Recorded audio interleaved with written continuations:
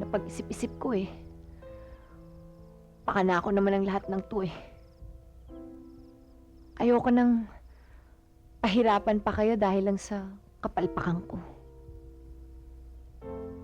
Hindi ka naman namin sinisisi eh. Oo nga.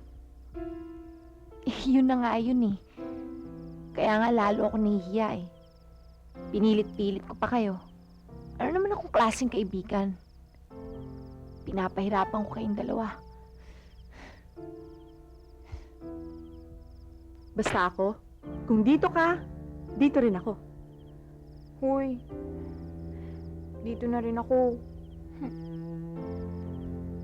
Sama-sama tayo, malalampasan natin to. Sa bagay, sabi nga ng lola ko, pagkatapos ng ulan, sisikat din ang araw.